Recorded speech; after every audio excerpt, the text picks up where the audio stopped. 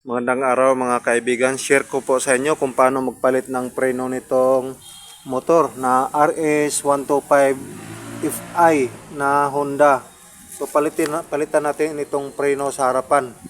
At meron na tayong pamalit na preno, nakahanda na. So buksan na natin to, tanggalin na yung mga tornilyo. Panoorin nyo po. Huwagan muna natin tong alin bolt. Ayan, tama lang muna yung luwag, mamaya na ituloy sa pagtanggal. Tanggalin na itong dalawang tornilyo na numero 12 na bolt.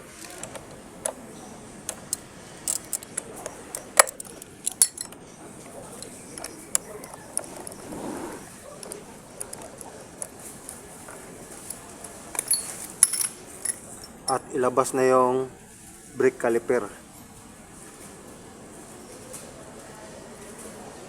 At ngayon, tanggalin itong maliit na bolt numero 8.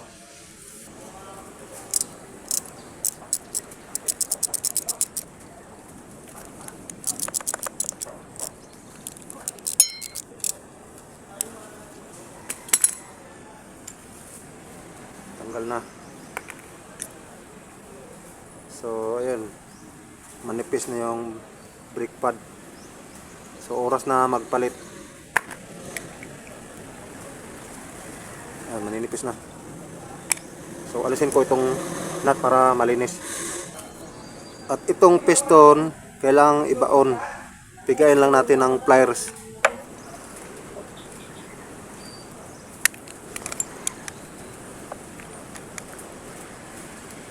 Ayan, nakabaon na ang piston. Kailangan ibaon para makadaan yung brake pads na bago. At alisin ko na rin itong bracket para malinis itong tornilyon dito at malagyan ng grasa para hindi mag-stack up.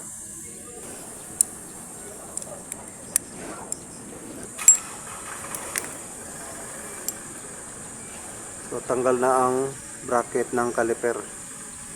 Linisin natin. Pati itong bolt na ito tanggalin para malagyan ng grasa.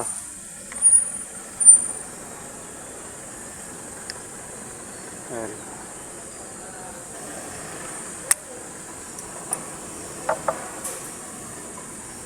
So tanggal.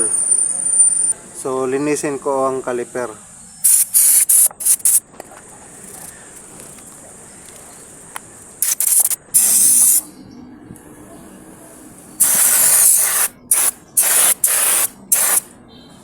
Ngayon kabit na natin yung mga bolt.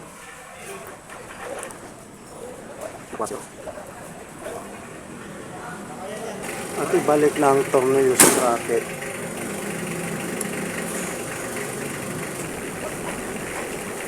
Mamaya na ito higpitan.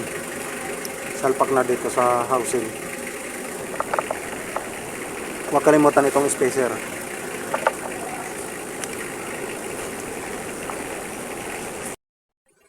At ibalik na itong alin na nut.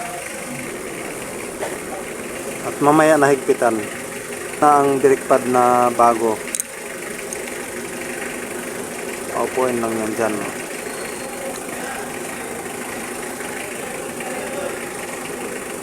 Ilagay itong mahabang bolt na numero 8.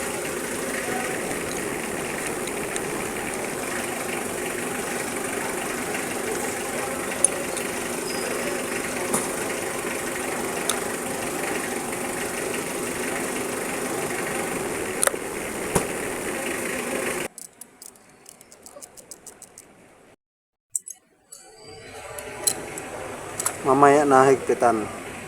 So higpitan ito pag nakabit na doon sa bracket.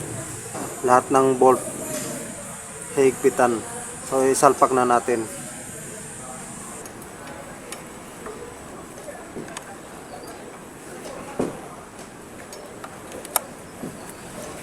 Tornilyuhan na.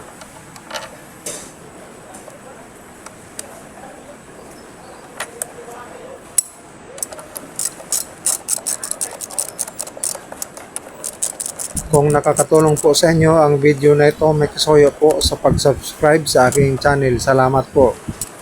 Higpitan na itong numero 8 na bolt.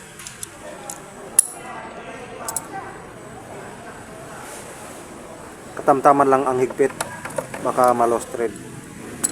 At higpitan na rin yung numero 12 dito na bolt sa ilalim.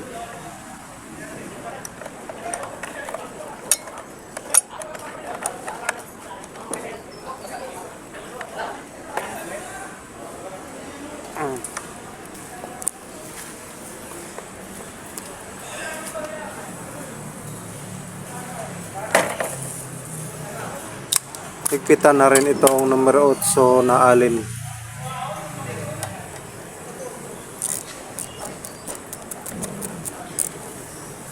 Okay. Ikutin ang gulong kung kakapit ang brake. Ayan o. Kapit. At i-road test na. Ang unang takbo at pangalawang takbo, pag-apply ng preno, mahina pa ang kapit niyan dahil bago pa ang preno. Mga 3 hanggang 4 kapit na yan. So sana nakatulong po sa inyo ang video na ito. Makisuyo po sa pag-subscribe sa aking channel. Maraming salamat po sa inyong lahat.